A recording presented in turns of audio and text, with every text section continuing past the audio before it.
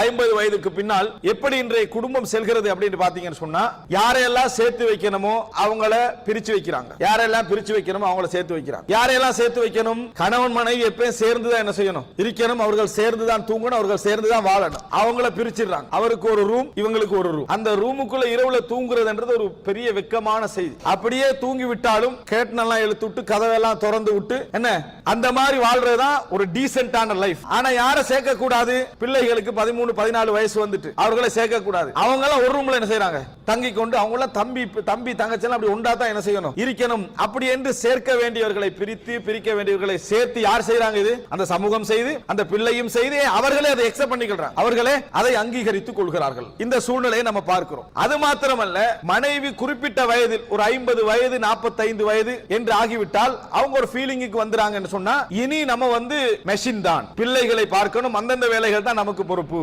அவர் நோயாளியாக இருந்தால், கணவன் நோயாளியாக இருந்தால் அவருக்கு அந்தந்த டைமுக்கு என்னது, மருந்தை கொண்டு போய் கொடுத்துடணும், அவரை ஒழுங்குபடுத்திடணும், அவரை கிளீன் பண்ணிடணும், இதான் நமது பொறுப்பு. மற்றபடி அவர் ஒரு ஜடம், இவள் ஒரு ஜடம். இதுதான் சிந்தனை. இதற்கு அடுத்தது எங்கேயாவது சந்தோஷம் இவர்களுக்கு வருமாக இருந்தால் அது எங்க வரும் தெரியுமா? வேற யாருக்காவது சந்தோஷம் வந்தா இவங்களுக்கு சந்தோஷம் வரும். பிள்ளைகள் திருமணம் முடிச்சா இவங்க சந்தோஷப்படுவாங்க, பிள்ளைகளுக்கு பிள்ளை பிறந்தால் இவங்க சந்தோஷப்படுவாங்க. பிள்ளை ஏதாவது இன்னொருவருடைய சந்தோஷத்தில் தான் இவர்களுக்கு சந்தோஷம் வருமே தவிர இவங்க ரெண்டு பேரும் தனித்து சந்தோஷப்படுவதற்கான சந்தர்ப்பமும் இல்லை, சமூகம் உருவாக்குவதும் இல்லை. இப்படியே வாழ்ந்துட்டு போனா என்னன்னு நீங்க நினைக்கலாம். ஆனால் அன்புள்ள சகோதரர்களே, ஒரு விஷயத்தை புரிந்து கொள்ள வேண்டும். இறைவன் இந்த வாழ்க்கை எப்படி எங்களுக்கு அமைத்து தந்தானோ அந்த இயல்பை ஏற்றுக்கொள்ள விட்டால், அந்த இயல்பை ஏற்றுக்கொள்ளாமல் இந்த லைஃப்ல நாங்க போவோம் என்று சொன்னால் நிச்சயமாக சந்தேகம் இல்லாமல் எங்கள் வாழ்க்கை பாதிப்புக்குள்ளாகும் என்பதில் எள்ளின் முனை அளவிலும் சந்தேகம் கிடையாது.